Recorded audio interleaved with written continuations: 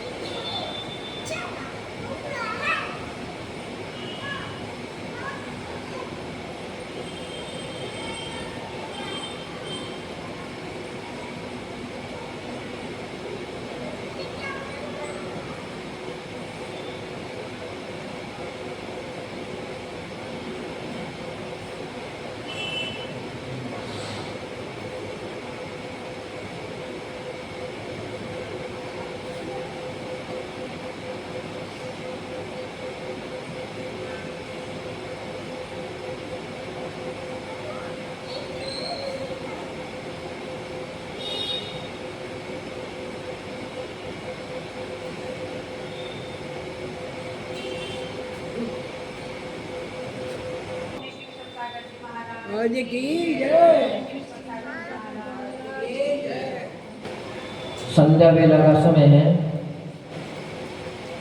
10 लक्षण महापुरुष पूर्व वेला में अपन सभी प्रभु की आराधना के लिए एकत्रित हुए तो सभी लोग अपने हाथ जोड़ेंगे और प्रभु शांतिनाथ का गुण स्तुतन करेंगे। जय हो जय हो जय हो जय हो जय हो भगवान जय हो जय हो जय हो जय हो शांति भगवान हमें आए हैं द्वार तुम्हारे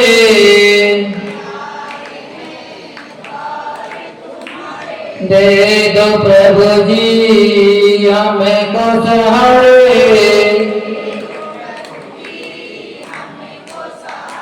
शांतिनाथ भगवान भगवान भगवान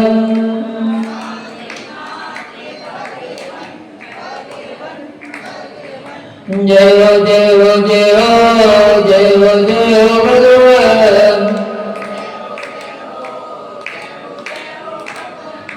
छवि तेरागी प्यारी प्यारी लगे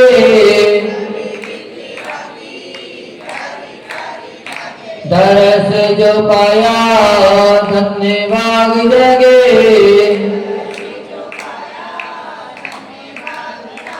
चरणों करो नमन नमन नमन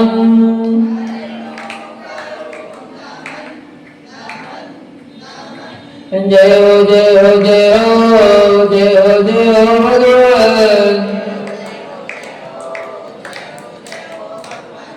सर्वज्ञ स्वामी शरण में आया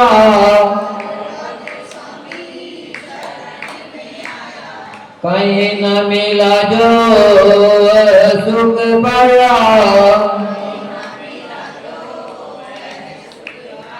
हर्षित हुए नयन नयन नयन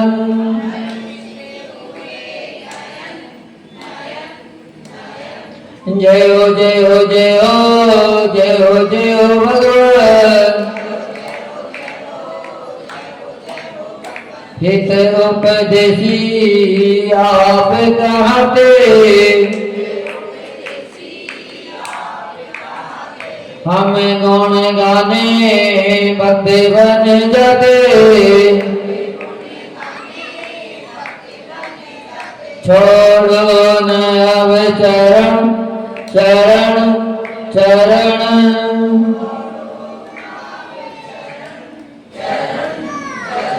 जय हो जय हो जय हो जय हो जय हो भगवान। आर्य जी के बाबा कहते उस्मानपुर के बाबा कहते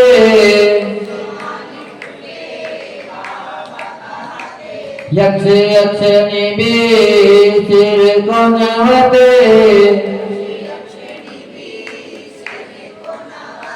झुकते हैं मुनिगण मुनिगण मुनिगण।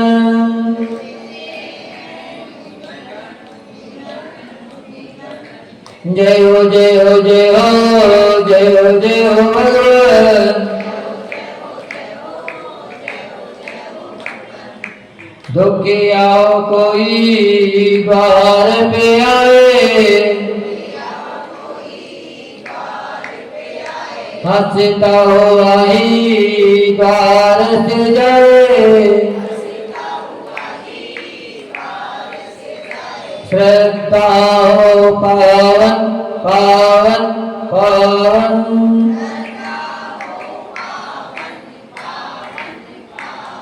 जय हो जय हो जय हो जय हो जय हो भगवान।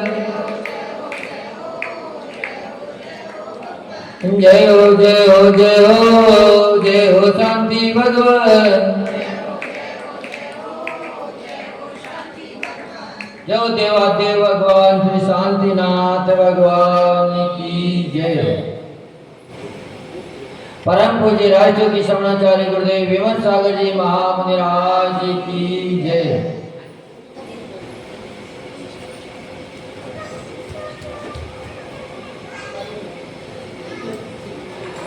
तो कल से 10 लक्षण महापर्व शुरू होने जा रहे हैं। अपन सभी 10 लक्षण महापर्व में अपने आत्मा का कल्याण उत्थान करने के लिए प्रभु की भक्ति आराधना करेंगे। कोई लोग उपवास करेंगे तो कोई एकासन करेंगे। सभी अपने शक्ति अनुसार सब तप त्याग तपस्या में अग्रसर होंगे। तो उस दौरान अपने को कई विशेष बातों का भी ध्यान रखना है। मात्र अपनी साधना शरीर को सुखाने वाली साधना ना रह जाए कि उपवास व्रत तो अपन कर लें तो शरीर तो सूख जाए और आत्मा का भला बिल्कुल ना हो। तो इसकी भी अपने को बड़ी सावधानी रखनी है।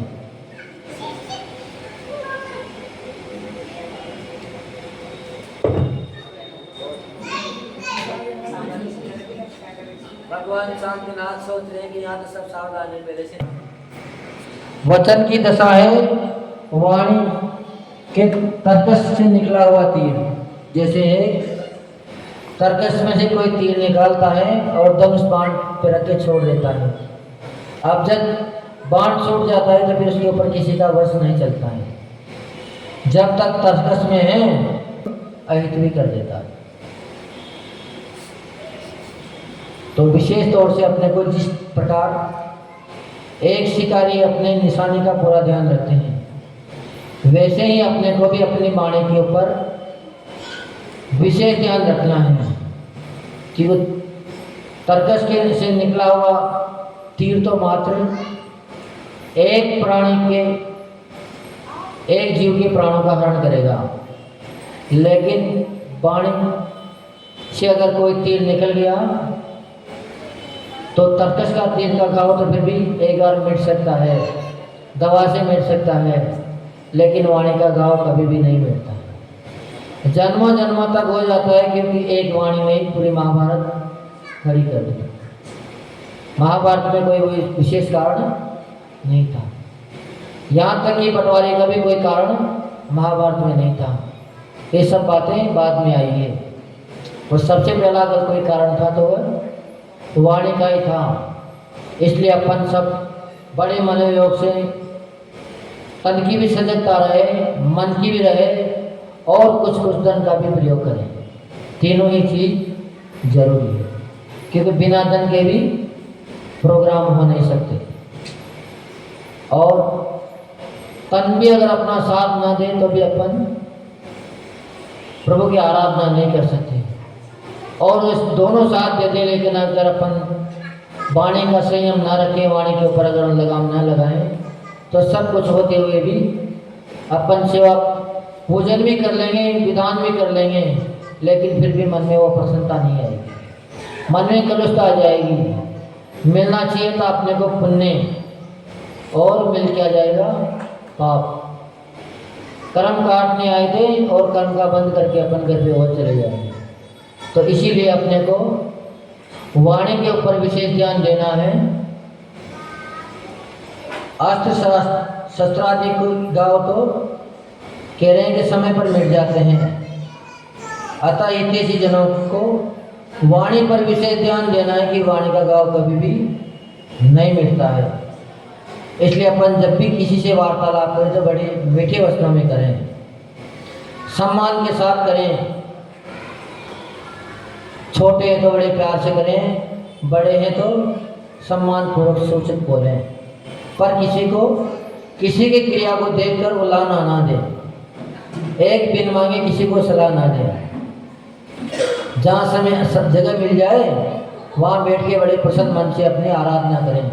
अपने पास जितनी सामग्री है उतने में मन लगा के आराधना करें।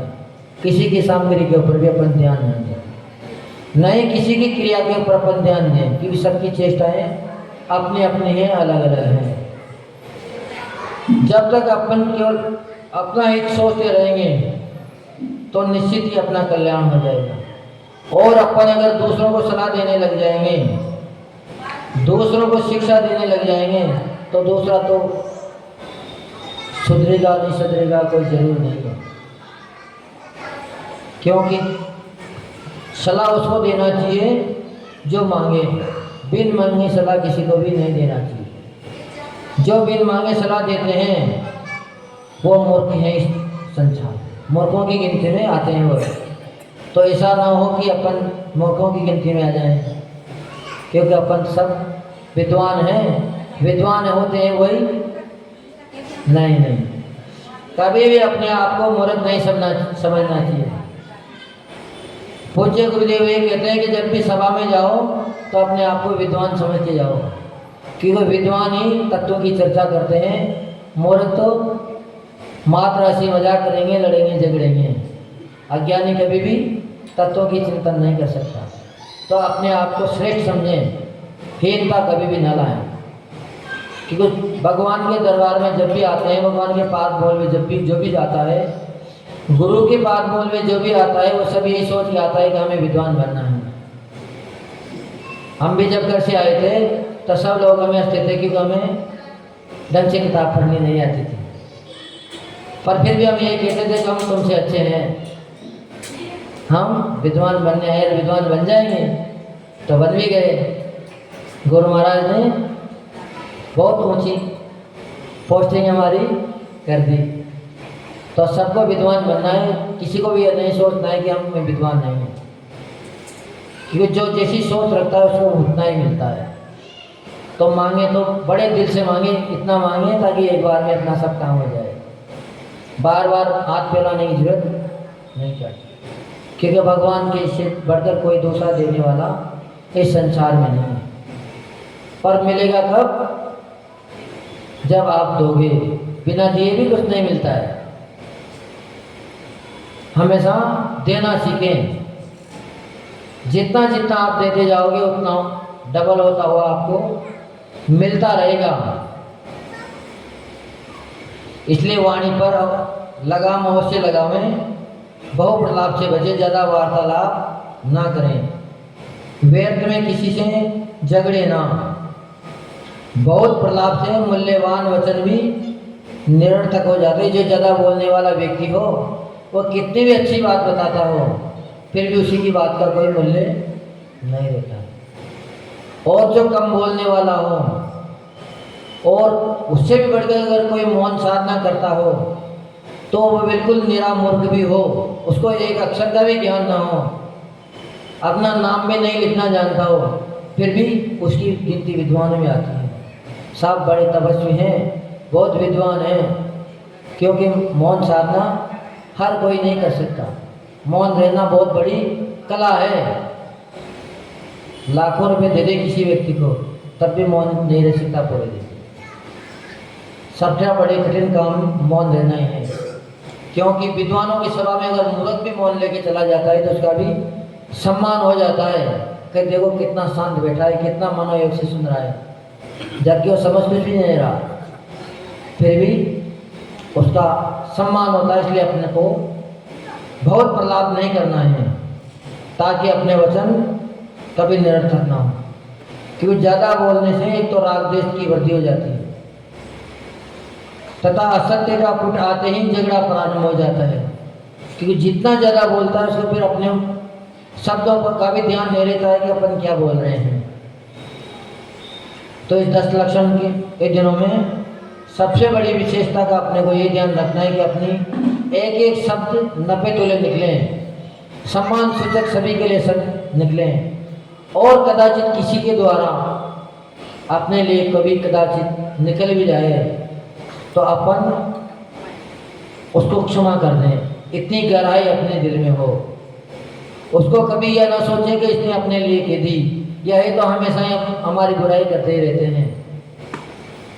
अपना दिल इतना बड़ा होना चाहिए, भंडार बड़ा हो ना हो लेकिन हृदय विशाल होना चाहिए। जिसका हृदय विशाल होता है उससे सब प्रभावित रहते हैं, सब उसकी छांव में आके बैठने की कोशिश करते हैं। खजूर की छांव में बैठना कोई भी पसंद नहीं करता, बबूल की छांव में बैठना कोई पसंद नहीं करेगा, लेकिन अगर बरगद का पेड़ होगा तो हर कोई सोचेगा कि 2 मिनट तो कम से कम शांति ले बैठ लें ताकि मार्ग की थकावट दूर हो जाए। तो सब अपने हृदय को एक वट वृक्ष की तरह बनाएं। किसी से गलती हो जाए तो सहज ही में ही उसे क्षमा कर दे, पर झगड़ा ना करें, उसको उल्लाना ना दें। यह सोचे कि भैया बहुत अच्छा हुआ, तुमने हमारा बड़ा उपकार किया, ताकि हमें संयम में रहना तुमने सिखा दिया, और अगर तुमने उसका प्रतिकार कर दिया तो तुम कितने भी उपवास करना सब निरर्थक चले जाएंगे, क्योंकि आपके अंदर राग द्वेष की अग्नि सुलग जाएगी, और जब अग्नि सुलग जाती है तो कितना भी चंदन का लेप करो फिर ठंडक मिलने वाली नहीं है। तो इन बातों का अपने को इस 10 लक्षण के महापर्व को अपने को बड़ी शांति से मनाना है, और जिनागम के उपदेश को ग्रहण करना है, वचन गुप्ति का ध्यान रखना है। वाणी संयमित होते ही सर्वहितकारी बन जाएगी। वाणी संयम का अर्थ बोलने की मन पाई नहीं, अपितु हित मित सत्य वचन का प्रयोग करें। ये नहीं कि बिल्कुल अपन मौन ही हो जाएं। मौन होने के लिए आचार्य वगन नहीं कह रहे हैं, यहाँ पर आचार्य वगन यही कह रहे हैं कि हितकारी वचन बोलें और मीठे वचन बोलें, और उसमें भी सत्य वचन हो, पर ऐसा सत्य भी ना बोलें जो किसी के दिल को दुखाता हो। किसी के दिल के दुखाने वाला सत्य भी अपन ना बोलें। उससे अच्छा है कि अपन मौन हो जाएं ताकि अपनी द्वेषता ना बढ़े। जहाँ हमारे सत्य के वचन से किसी प्राणी का अहित होता हो वहाँ मौन रहना ही श्रेष्ठकर है। इसलिए प्रतिपल इस 10 दिनों में अपने को सीमित बोलना है। एक तो बहुत कम, जितना कम बोलोगे उतना ही आपको विशेष मिलेगा, क्योंकि वार्ता हो छड़ते ही पूरा समय मात्र वार्ता में चले जाता है। अब एक बोलते ही दूसरे का प्रावधान होगा। इसलिए आचार्य भगवान हम लोगों से कहते हैं कि अगर पहले से आपको नजर आ जाए कोई व्यक्ति के केवल बातें करने वाले हैं तो पहले से मौन लेना चाहिए। पूछे कि मौन है तो कह देना चाहिए कि हमारा मौन है, ताकि फालतू की वार्ताओं से तुम बच जाओगे। हमारे गुरुदेव यही करते हैं, उनका मौन भी नहीं रहता है, फिर भी वहाँ जाते अगर कोई व्यक्ति शास्त्र की बात पूछते हैं तो तुरंत बोल पड़ते हैं, पर वो यहाँ वहाँ की बात पूछते तो जवाब नहीं देते हैं। अब जवाब नहीं देते हैं तो फिर शराब पूछ लेता है कि गुरुदेव आपका मौन है, तो कह देते हैं मौन है। जबकि उनका मौन नहीं था। उसी समय उन्होंने मौन ले लिया। ये नहीं कि झूठ बोलते हैं, क्योंकि झूठ तो बोल नहीं सकते, माँ उठती हैं, पर उसी समय वो तुरंत मौन ले लेते हैं कि हमारा मौन है। तो उन्होंने जैसे पूछी बता दी कि हमारा मौन है। तो अपने को सबसे बड़ा ध्यान वाणी पर रखना है, क्योंकि पर्व अपने को माँ पुकारने आते हैं, जगाने आते हैं। पर्व ऐसा वैसा कार्य नहीं करते हैं, क्योंकि पर्व का काम हमेशा जोड़ना होता है। पर्व एक केवल मनोरंजन के साधन नहीं है।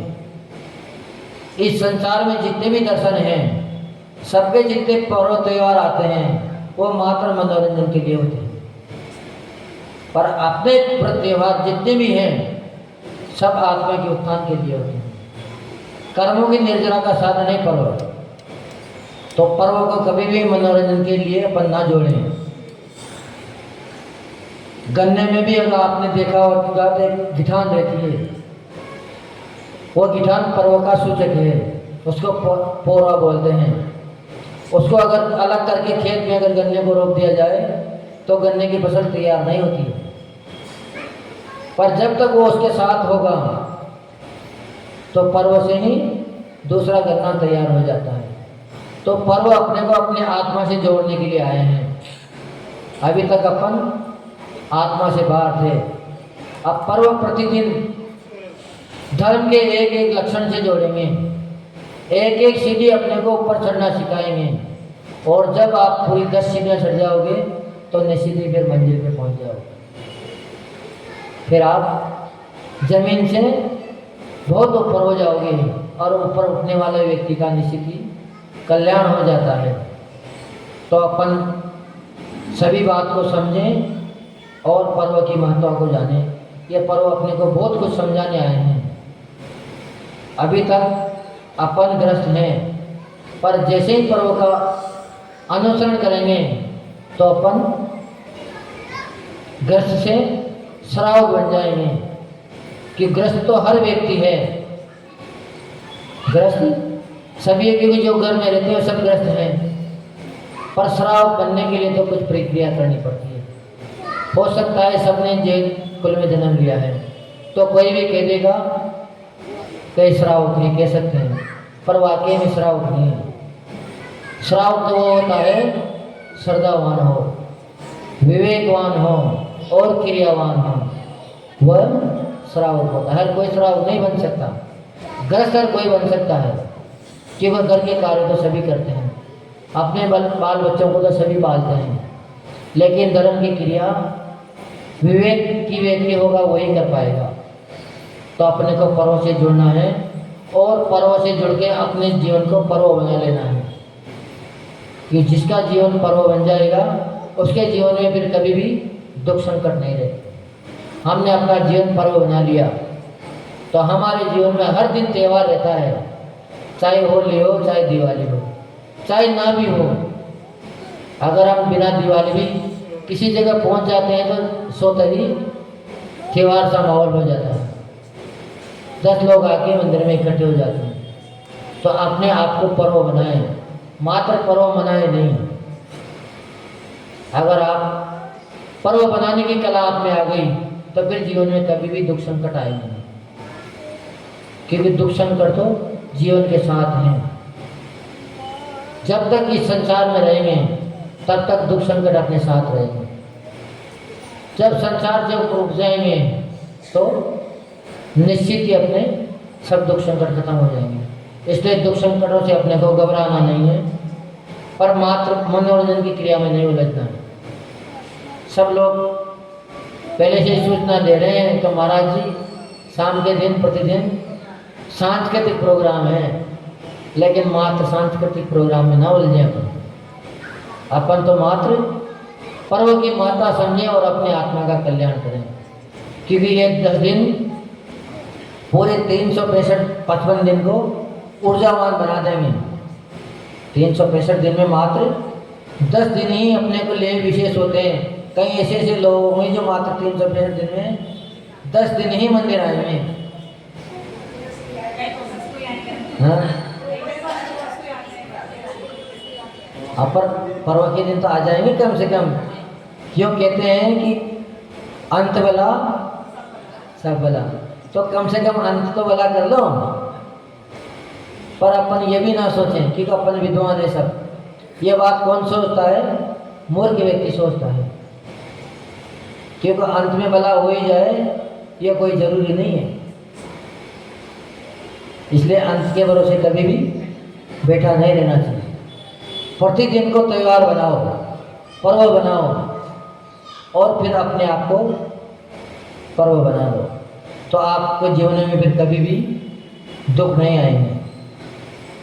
पर्व के मर्म को समझकर अपनी आत्मा को भक्ति में सराबोर कर डालो। यानी कि इतनी भक्ति करो 10 दिन में, का फिर पूरे 355 दिन जितने बाकी बचे हैं उतने 355 दिन में अपने को भक्ति मिलती रहे। इतना खजाना अपना मात्र 10 दिन में ही भर जाना चाहिए। फिर 365 दिन मांगने की किसी से जरूरत ना पड़े। पर ये कब होगा? जब आप समय का सदुपयोग करेंगे। तो अपने को विशेष तौर से कल से ही पर्व स्टार्ट हो रहे हैं, तो आज से ही तैयारी कर लेनी है ना।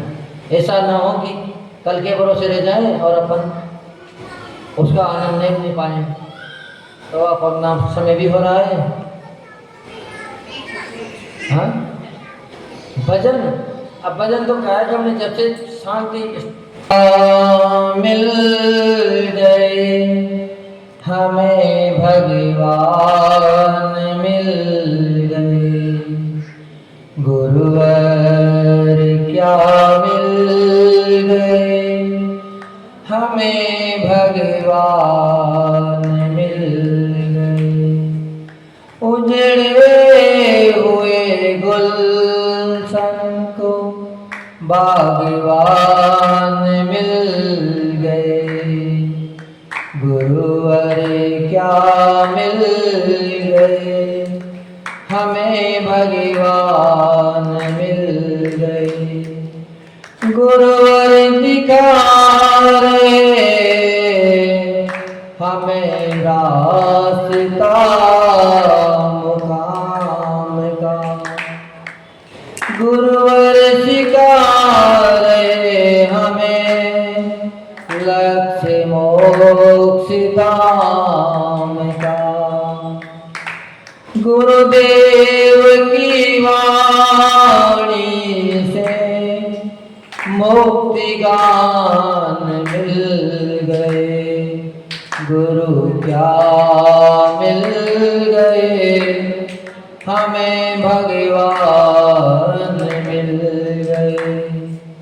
उजड़े हुए गुलशन को बागवान मिल गए, तजराग देश बेश वीतराग का धरा, तजराग देश बेश वीतराग का धरा, गुरुवर का दर्श मिलना अहो भाग्य है मेरा, अहो भाग्य है मेरा। गुरुवर के चरण क्या मिल गए, हमें वरदान मिल गए। उजड़े हुए गुलशन को बागवान मिल गए। तप त्याग साधना के, तप त्याग साधना के संगम मान है। कलिकाल में गुरुदेव नया कीर्तिमान है। सच कहता हूँ हमको दया निदान मिल गए, गुरुवर क्या मिल गए, हमें भगवान मिल गए। उजड़े हुए गुलशन को बागवान मिल गए। गुरुदेव के चरणों में ही जीवन बिताएंगे। अंतिम समय समाधि मरण को मनाएंगे। मेरी जिंदगी को गुरु नया जान मिल गए। गुरुवर क्या मिल गए, हमें भगवान मिल गए। उजड़े हुए गुलशन को भगवान मिल गए। जो परम पूज्य राष्ट्रकवि श्रवणाचार्य गुरुदेव विमल सागर जी महामुनि महाराज की जय।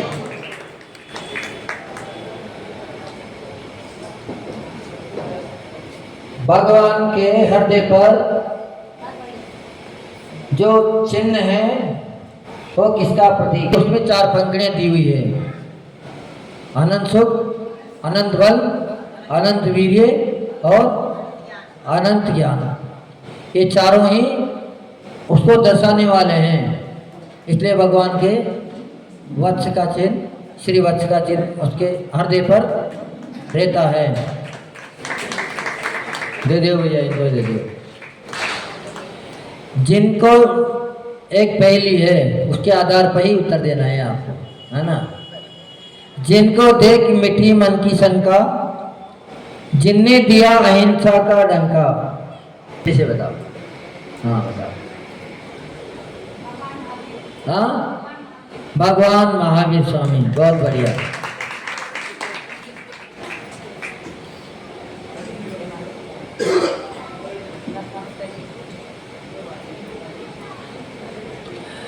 दो अक्षर का नाम हमारा, उल्टा सीधा एक सहारा। उल्टा कहो या सीधा कहो एक जैसा है।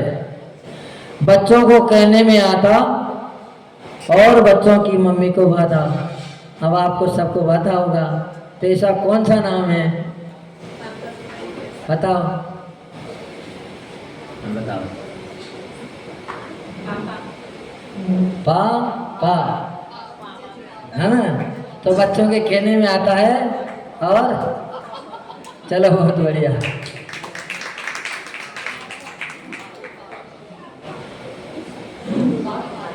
बस और पहले इनका सुन ले। नहीं, 7 दिवस में ले एक बार एक वस्तु का करे आहार। नाम बताओ सभी कलयुग में जो थे अति न्यारे। इस कलयुग में हुए वो पंचम। और एक और पूछो।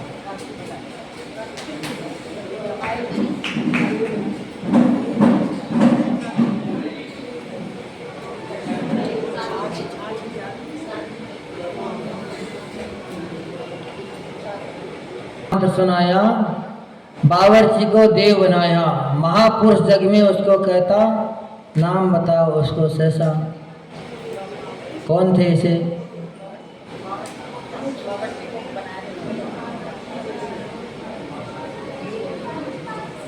अंत समय महामंत्र सुनाया।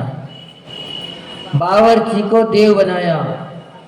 महापुरुष जग उसको कहता, नाम बताओ उसका सहसा।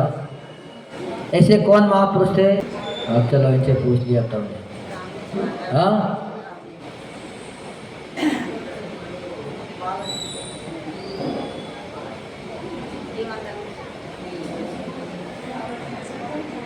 चलो बताओ। हाँ,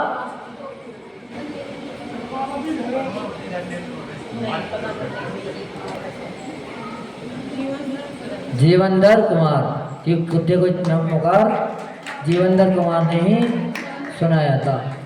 चलो भैया, हो गए आज के प्रश्न। चलो टिफिन और निकाल दें।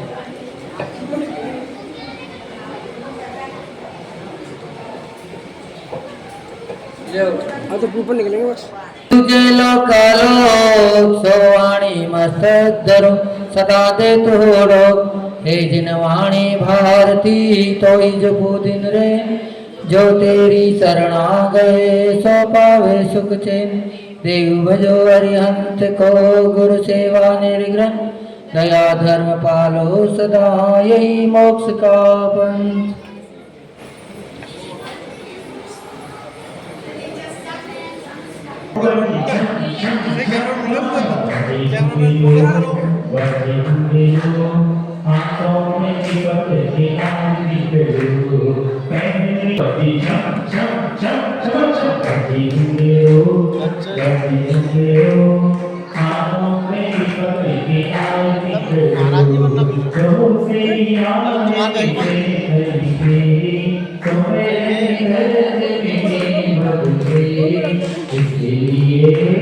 इसलिए प्रभु तेरी आरती करो बाबा आरती करो हाथों में निकलने की आरती करो बड़ी चम चम चम चम चम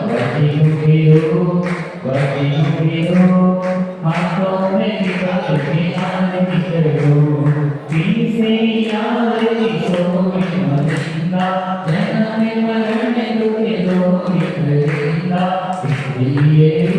इसलिए प्रभु तेरी आरती करो बाबा आरती करो हाथों में निकल के आरती करो बड़ी चम चम चम चम बड़ी हो हाथों में निकल के आरती करो चमकी आरती सी कोई आया ऐसे की प्रतिभा कराया इसलिए बाबा तेरी आरती करो बाबा आरती करो हाथों में निकलने की आरती करो बड़ी चम चम चम करो हाथों में निकलने की आरती करो पांच की आरती सात बिहारी तुम्हारे विलास सिमरती हारी इसलिए बाबा तेरी आरती करो बाबा आरती करो हाथों में निकलने की आरती करो बड़ी चम चम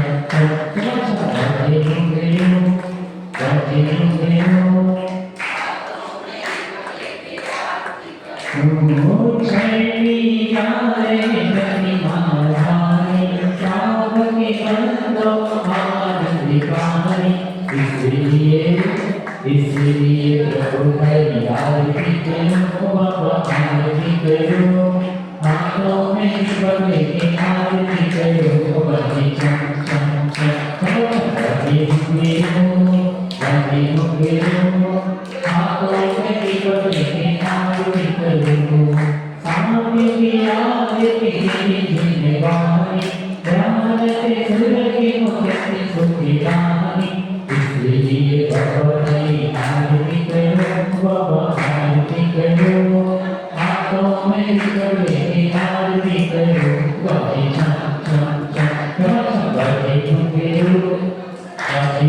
हो हाथों में निकलने की आरती करो कन्या करी की आरती कीजिए अपना घर सफल करिए कोई आरती करी कराओगे सोने नारी तुम्हें कराओगे इसलिए बाबा तेरी आरती करो बाबा आरती करो